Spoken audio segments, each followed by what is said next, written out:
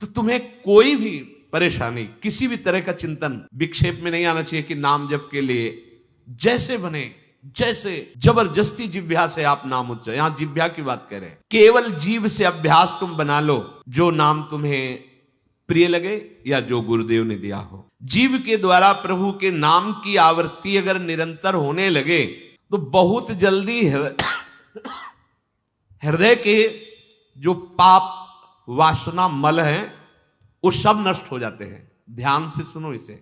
यदि हम बहुत काल तक, पातंजलि जी ने भी कहा, दीर्घ काल निरंतर सत्कार सेवितो दृढ़ भूमि, दीर्घ काल तक निरंतर आदर के साथ नाम जप करें, तो कह रहे जीव के द्वारा प्रभु के नाम की आवृत्ति निरंतर होने से पूर्व के जितने मल हैं, जितने संचित पाप हैं, जितने विक्षेप हैं, वो सब नष्ट हो जाते हैं। अभी तो शुरू ही नहीं किया है, अभी तो विक्षेप ही विक्षेप है, मल ही मल है, और आप कहते हो हमारे दुख दूर हो जाए। नाम जप करो, दुख दूर होने की बात क्या, दुख की निशानी नहीं रह जाएगी। जैसे अगाध समुद्र में मछली किलोल करती है, ऐसे हरि शरण में जो जीव होता है, भजन करता है, उसे अपार सुख मिलता है। सुखी मीन जिमि नीर अगाधा। अब तीसरी बात है, ये बहुत क्रम से जोर की, जैसे स्मृति तो उससे सब कुछ अनुभव होगा, पर उसकी प्राप्ति नाम जप से होगी। अब नाम जप में हमारी रुचि, नाम जप में हमारी भावना पुष्ट हो, उसके लिए कह रहे हैं तीसरी बात बहुत आवश्यक है, भगवान की कृपा पर पूर्ण विश्वास होना। ये तीसरी जो बात है ये बहुत जोर की बात है, कृपा पर विश्वास हो जाना। भगवान हम पर कृपा किए हैं और उनकी कृपा से हमको निश्चित भगवत प्राप्ति होगी। कई बार विश्वास की, कृपा की चर्चा हुई है। ये तीसरी बात बहुत आवश्यक है उपासक के हृदय में।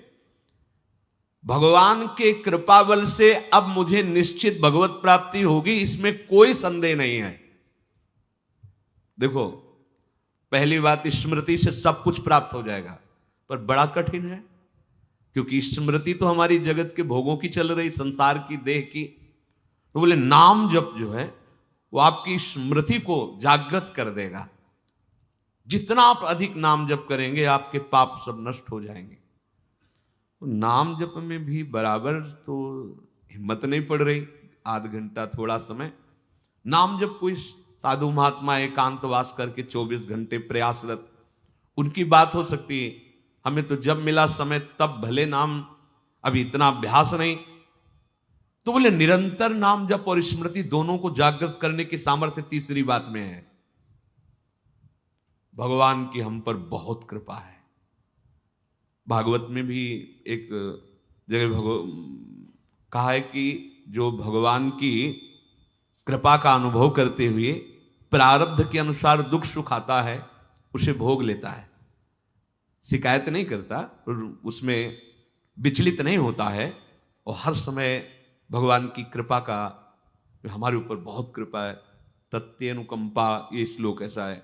उसे भगवत प्राप्ति ऐसे हो जाती है जैसे पिता की संपत्ति पर पुत्र का अधिकार स्वयं हो जाता है। ऐसे हर समय भगवान की कृपा का अनुभव करना बड़ी कृपा है हमारे ऊपर। जो दुख सुख आवे उसे सह लेता है, भगवत चिंतन, वो निश्चित भगवत प्राप्त हो जाता है। तीसरी बात है हृदय में बैठालनी कि भगवान की कृपा बल पर भगवत प्राप्ति बिल्कुल निश्चित हो गई मेरी। ये मानने में क्या जाता है तुम्हें? तो आप कह दो कि हमारे अंदर तो विकार हैं, अभी भजन नहीं। भगवान की कृपा बल की बात कर रहे हैं। पहली स्मृति, दूसरी नाम जप, तीसरी बात करें कृपा बल पर। उनकी कृपा से क्या नहीं हो सकता? कहो कृपा ते कहा ना हुई। अरे वो मुख से वेद पढ़वा दे, लूले लंगड़े से सुमेर पर्वत फंदवा दे, छोटे सांप के बच्चा से गरुड़ को खा जाए। भगवान भगवान। तीसरी बात बहुत जोर की है जिसमें दोनों बातें आ जाएंगी, निरंतर नाम जप और भगवत स्मृति भी आ जाएगी।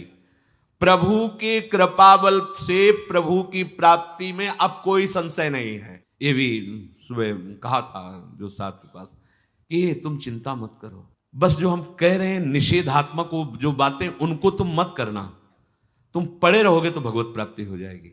क्योंकि हम हैं किनके? श्री जी के। यहाँ जो भी आप छोटी सी भी चेष्टा कर रहे हैं, बहुत बड़ा भजन हो रहा है, महल में है, वृंदावनेश्वरी के धाम में है, एक छोटी सी भी चेष्टा, जैसे कहीं सोनी लगा दिया, कुछ भी जो भी चेष्टाएं कर रहे हो, खान पान संबंधी भी जो चेष्टाएं कर रहे हो, आपका भजन या फिर स्वार्थ आपने भजन गए, तुम चिंता मत करो भगवत प्राप्ति की। ये हम केवल निज जनों से नहीं, माइक से कहें कई बार कि आप सबको निश्चित भगवत प्राप्ति होनी, इसीलिए प्रभु ने धाम बुलाया, सत्संग सुनाया। अगर प्रभु को अपनी प्राप्ति न कराना होता तो संयोग क्यों देते, हम फंसे होते माया प्रपंच में। तो तीसरी बात कि अब हमें कोई संशय नहीं, मेरे को भगवत प्राप्ति निश्चित होगी, क्योंकि मुझे भरोसा है श्री जी का, मुझे भरोसा है वृंदावन का, मुझे भरोसा है आचार्य और गुरु का। अब ये बातें हमें डर पाओ मत। हाँ, हमारी कमजोरी है, हम अभ्यास कर रहे हैं भजन का, पर अब मुझे ये भय नर्क स्वर्ग अपवर्ग आसने ये आ गया भरोसे से, ये कृपा का भरोसा हुआ तो बात आ गई। मानो भगवान की प्राप्ति बस मेरे को हो ही गई, ऐसे रोज सोचना है। हे महापुरुषों के वचन है। तीसरी बात बहुत जोर की है, नाम जप और भगवत स्मृति इसी में आ जाएगी, क्योंकि भगवान की कृपा से सब कुछ हो जाता है। मुझे इस जन्म में भगवत प्राप्ति पक्का होगी, भगवान की कृपा बल से, प्रियाजू की कृपा से। अब मुझे ऐसी भावना करनी कि बहुत जल्दी भगवत प्राप्ति मेरे में अब अनुभव हो रहा है कि प्रियालाल की कृपा बढ़ रही, विकार क्षीण हो रहे हैं, भाव बढ़ता जा रहा है, मुझे बहुत जल्दी भगवत प्राप्त, ये सोचना है, सोचना है। जब हम गंगा किनारे भ्रमण कर रहे थे तो एक लाल जी योगी नाम के महात्मा थे, तो रात्रि में, प्राय संत जन रात्रि में जगते हैं, तो वो उनसे मिलने गए, तो रेत में ऐसे कपड़े का वो तंबू उसी में थे। उन्होंने कहा देखो तुम्हें जो बनना है वो सोचो, जो सोचोगे वही बन जाओगे। तो छोटी सी डायरी रखते थे, एक पेन लिखा, उसी समय आज भी वो लिखी रखी, जो तुम्हें बनना है वो सोचो, वैसा सोचो, जैसा सोचोगे वैसा तुम बन जाओगे। सोचो, भगवान की हम पर बहुत कृपा है, हमारे अंदर दैवी संपदा बढ़ रही है, विकार धीरे धीरे क्षीण हो रहे हैं, मतलब मुझे प्रभु मिलने वाले हैं, मुझे प्रभु मिलने वाले। आप देखो इसका प्रभाव देखो, प्रभु की कृपा से अवश्य अवश्य अवश्य मुझे भगवत प्राप्ति होगी। बस अब तो भगवत प्राप्ति होगी ही, क्योंकि प्रभु की कृपा है। ये शब्द पकड़ो, अंदर तुम्हारे अंदर अपने में कोई बल नहीं, अपने में कोई साधना नहीं, पर यहां कृपा की बात है, भगवत कृपा, भगवत कृपा बल। अपनी असमर्थता, बहुत अमृत में वचन है, अपनी असमर्थता, अपनी अयोग्यता, अपना अनाधिकारपन, ये है क्या, मैं अधिकारी नहीं हूं भगवत प्राप्ति का, मैं योग्य नहीं हूं भगवत प्राप्ति, मेरे में कोई सामर्थ्य नहीं, ये है। पर भगवान की कृपा से मुझे इतना विश्वास हो गया कि मुझे भगवत प्राप्ति होगी। अब क्या समस्या है, देखो बहुत आनंद की बात है, मुझे भगवत प्राप्ति होगी भगवान की कृपा से, श्री जी की कृपा से। ये शब्द इतना असीम प्रभावशाली है कि आप जो ही ये बात हृदय पे लाएंगे तो आपके सारे दोष, विकार, विघ्न, अड़चने, बाधाएं ये नष्ट होती चली जाएंगी। ये देखो महापुरुषों के अनुभव होते हैं, मत चित्ता सर्व दुर्गाणि मत प्रसादात तरिष्यति। भगवान कह रहे सारे के सारे विघ्न, सारे के सारे दोष, सारे की सारी भगवत प्राप्ति में जो अड़चने हैं वो भगवान की कृपा प्रसाद से नष्ट हो जाएंगी और मुझे भगवत प्राप्ति होगी। मत चित्ता सर्व दुर्गाणि मत प्रसादात, साधन प्रसादात नहीं कह रहे यहां, समझो, मत प्रसादात तरिष्यति, तू तर जाएगा मेरे कृपा से। ये मेरे प्रभु की घोषणा है कि मेरे प्रसाद से, मेरे अनुग्रह से तुम्हारे सारे विघ्न नष्ट हो जाएंगे और तुम त्रिगुणात्मिका माया को लांघ करके मेरे को प्राप्त कर लोगे। बस मेरी कृपा पर विश्वास करो, मेरी कृपा पर मत चित्त बन जाओ, अपने चित्त को मेरे में अर्पित। प्रभु की कृपा का भरोसा इतनी जल्दी दिव्य सद्गुण लाता है, ये पक्की बात है। जो दिव्यता आती है भागवतिक, वो भगवत कृपा से आती है, और ये कृपा तभी अनुभव में आती है तो, पर अनुभव में तभी आती है जब ये बात आ जाती है कि मैं असमर्थ हूं, मैं अयोग्य हूं, मैं अनाधिकारी हूं। पर भगवान की कृपा है, प्रभु की कृपा है हम पर, अब मुझे निश्चित भगवत प्राप्ति होगी। ये तीन बातें जीवन में आना बड़ा कठिन होता है। असमर्थ हूं, अयोग्य हूं, अनाधिकारी हूं। जब ये बात आ जाएगी ना तो तृणादपि सुनी चेन अपने आप आ जाएंगे, अपने आप पूरा सूत्र भागवती को उतर जाएगा, क्योंकि मैं अनाधिकारी हूं, मैं योग्य नहीं हूं। पर भगवान कृपा का ये है कि उनके नाम, उनके रूप, उनके धाम, उनकी लीला की तरफ ये हृदय जा रहा है, वो अपनी तरफ घसीट रहे, पर मैं अनाधिकारी हूं। इससे क्या होगा? अहम खत्म हुआ, दैन्यता जागृत हुई, और भगवद आश्रय होने से हम जिसका आश्रय लेते हैं उसका प्रभाव होता है। जैसे अभी हम शरीर का आश्रय लिए हैं तो देख लो हालत क्या की हुई है। ये शरीर, ये संसार विषम कहा गया है। देखो कैसी हृदय की जलन, अशांति, भोग, वासनाएं, ये सब किसके आश्रय से? शरीर आश्रय से।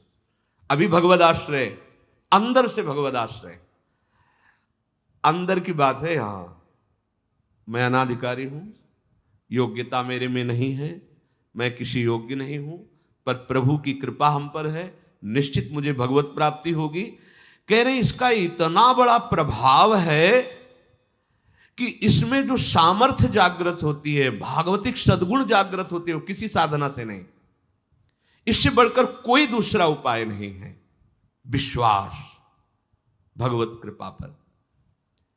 तुलसीदास जी भी महाराज कहते हैं कि वस्तुतः मेरे में कुछ नहीं है, पर है तुलसी प्रतीत एक प्रभु मूर्ति कृपामयी है।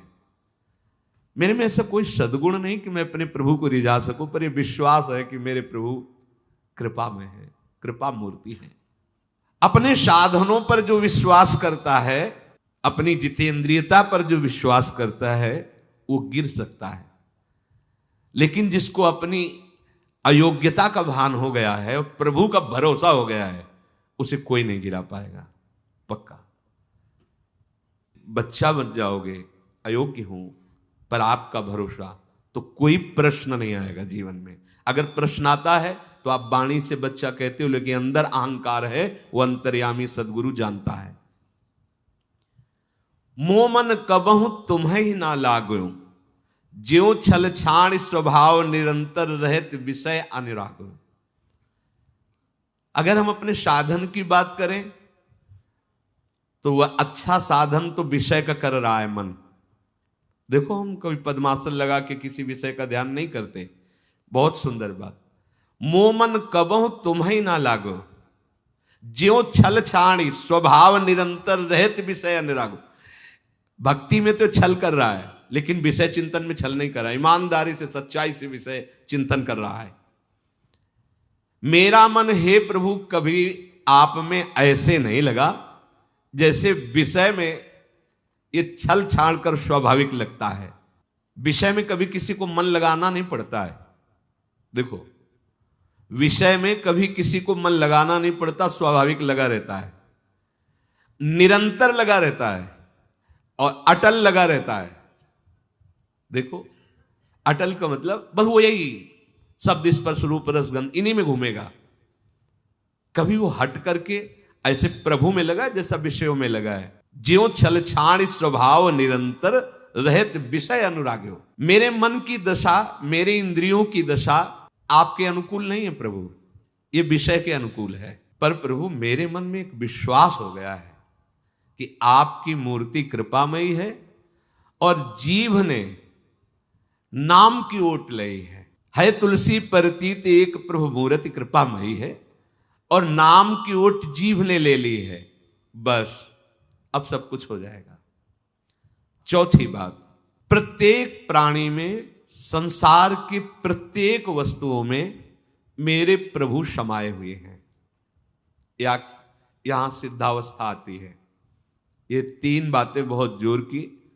पहली है भगवत स्मृति, इसी में सब कुछ हो जाता है, पर बड़ा कठिन है, इसलिए नाम जप जिह्वा के द्वारा, उसमें भी बहुत, कहां रोज नाम महिमा सुनते हैं, इतनी प्रीति कहां हो रही। तो बोले तीसरी बात पकड़ लो कि हम पर प्रभु की बहुत कृपा है और भगवत कृपा से मुझे इसी जन्म में मुझे भगवत प्राप्ति होगी। चौथी बात, ये बहुत ही आवश्यक है, क्योंकि अगर ये नहीं तो भजन करना कठिन, बचाना कठिन, पचाना कठिन। इससे भजन तुम्हारा पच जाएगा, तुम सिद्ध हो जाओगे। जैसे चावल सिद्ध हो जाता है तो कहीं भी दबाओ, उसमें कड़ापन नहीं रहता। ऐसे जो सिद्ध हो जाता है तो उसके हृदय में कठोरता नहीं रहती, प्रेम से द्रवित हृदय होता है। कठोर हृदय में ही काम, क्रोध, लोभ, मोह, मद, मत्सर रहते हैं। शुष्क हृदय में, द्रवित हृदय में नहीं रहते। प्रत्येक प्राणी, संसार के प्रत्येक वस्तु में मेरे भगवान विराजमान है। कोई ऐसी जगह नहीं जहां भगवान ना हो। ये बैठालना है, हमें दिखाई दे रहा है, माइक है, दिखाई दे रहा है ये, लेकिन जब सृष्टि नहीं थी तो ये माइक नहीं था। जब सृष्टि नहीं रहेगी तो माइक नहीं रहेगा। बीच में माइक जो दिखा रहा है कौन? जो सृष्टि के पहले था, जो सृष्टि के बाद में था, वही बीच में भी। मत्ता परतरम नान्यत किंचिदस्ति, किंचन मात्र कुछ और नहीं, मेरे प्रभु बने हुए हैं। प्रहलाद जी की सिद्धावस्था यही तो हुई थी गुरुदेव नारद की कृपा से, कि सर्वत्र भगवान है। तो खंभे से भी नरसिंह भगवान, नामदेव जी कुत्ते से भगवान को प्रकट कर लिया, श्वान में भी भगवान, भूत में भी भगवान। ये चौथी सिद्धावस्था है। उपासक को ये विचार हर समय रखना है कि हमारे सामने जो वस्तु है इस रूप में भगवान ही है, कुछ भी ऐसा नहीं, सब कुछ स्वयं भगवान बने हुए हैं। सच्ची बात है, वही बने हुए हैं। ये छुपा छुपी का खेल खेल रहे हैं, बस आपको पहचानना है। मैं फिर दोहरा के बात कहता हूं, आप इस बात को पकड़ लीजिए। आपके सामने कोई भी कार्य की वस्तु आए या व्यक्ति आए या दृश्य आए, आपको सबसे पहले उसमें भावना करनी है, मेरे प्रभु विराजमान। जैसे हरिवंश महाप्रभु क्रूर है, पापी है, दुष्ट है, संभाषण योग्य भी नहीं, पर उसके हृदय में राधा वल्लभ लाल हैं, भावना को, ये बहुत जल्दी काम बन जाने वाली बात है। मानो आप गृहस्थ में, आपका लड़का सामने आया, आपकी पत्नी सामने आए, आपके कोई मित्र सामने आए, आपको पहले याद करना है इनके हृदय में राधा वल्लभ लाल विराजमान। वस्तुता वही है पूरे, पर हमें पहली भावना करनी है। ये वृक्ष सामने, वृक्ष तो है, पर इस वृक्ष के अंदर प्रभु हैं। अगर प्रभु ना होते तो इसकी सत्ता ही नहीं है, प्रभु विराजमान है। अब मेरे इष्ट देव इसके हृदय में विराजमान है, पर मुझे जो स्वांग करने को मिला है, पिता का, पुत्र का, जो भी, बिल्कुल स्वांग वैसे ही करना है। अगर मालिक का स्वांग करना है तो हम नौकर से बर्ताव वैसे ही करेंगे, जैसे पुत्र से बर्ताव, पत्नी से बर्ताव, पर अंदर भाव देखना है, मेरे प्रभु इसके हृदय में विराजमान है, मुझे ये सेवा दी है। आपका यदि स्वांग सही निकला, देखो स्वांग सही निकलने का मतलब आप में ये कभी भाव नहीं आना चाहिए कि मैं पिता हूं, पिता का स्वांग कर रहा हूं, सामने आराध्य देव पुत्र के रूप में है, तो डांटना भी वो पूजा हो जाएगी भगवान की। महाप्रभु चैतन्य देव जी के पिताश्री को स्वप्न में एक दिन एक दिव्य महापुरुष प्रकट होकर बोले कि तुम निमाई को डांट रहे थे, पता है वो कौन है? डांटना ठीक नहीं। तो उन्होंने कहा, देखो प्रभु आप कौन है तो मुझे पता नहीं, पर हमारे पुत्र रूप में वो आए हैं, तो अभी तो डांटा है, अगर आवश्यकता पड़ी तो चपत भी लगाएंगे, क्योंकि ये सौभाग्य देने के लिए प्रभु आए हैं। तो हमें जो स्वांग मिला है वो तो कर रहे हैं, पर सामने देखना है कि गुरु का स्वांग दिया है, पर स्वयं जगत गुरु सामने शिष्य रूप में बैठे हैं। पुत्र, पत्नी, परिवार, व्यवहार, मेरे प्रभु इन रूपों में विराजमान है।